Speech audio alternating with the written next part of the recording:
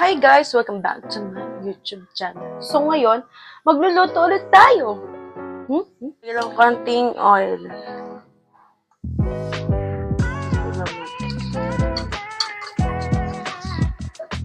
Enough.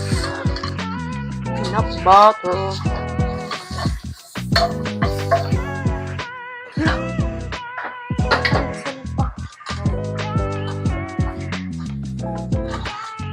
Pampalapot din yan. So, lagyan na din natin yung syempre, ito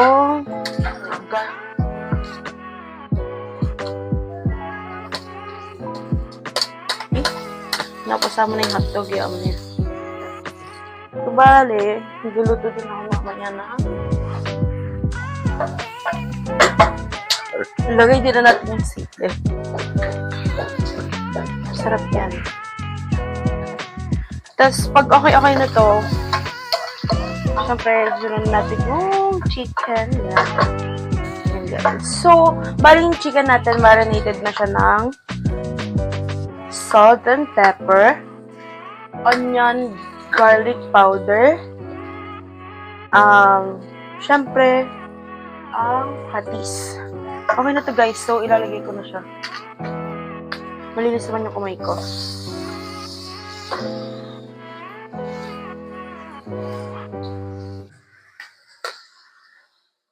Yan natin ito kung hotdog ko. Hindi ko po na-imagine nyo kung anong luto to.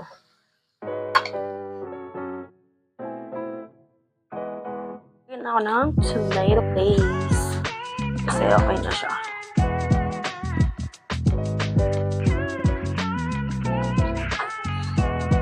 Tapos ito lang natin siya sumulak. Then, lagyan natin ang ating tomato sauce.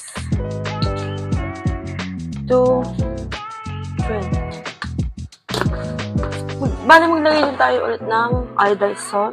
Pinch lang. Pinch.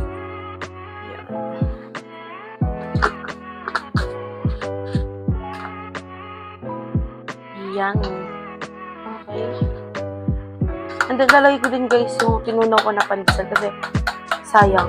So, pampalapot din kasi to. Yan. Palapot kasi yung mga cornstarch, harina. Then, lagyan na din natin yung na-air fry natin na potato.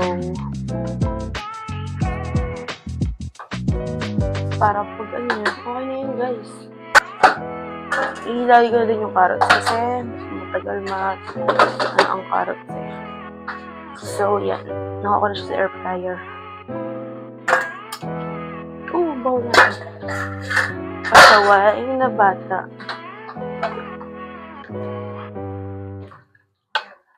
Guys, naglalagay pala ako ng konting oregano. Konti lang naman as in ulit. Kasi, ewan ko ha. Kita niyo ba yan? Konti lang siya guys. Ang bango kaya ng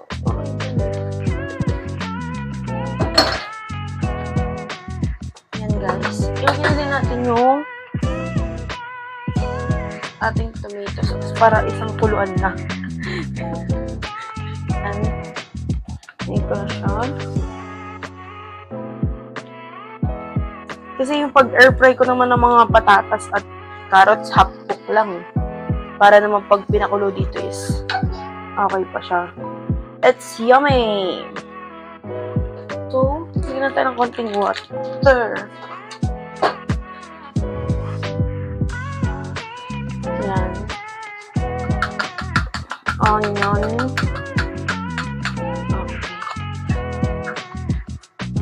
Okay.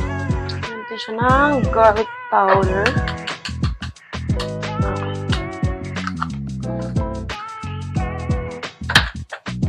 Then, siguro malit lang kasi yung ito. 1, 2, 3, 4. The salt, guys. Ganun lang.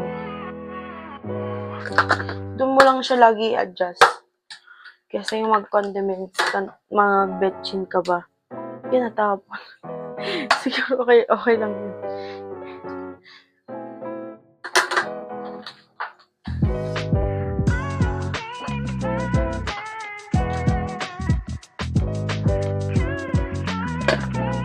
So, isain lang ako. Okay. Hindi pa tayong patis. Then, hindi ko na siya pwedeng ang hangan pa gawa ng may kakain na bata.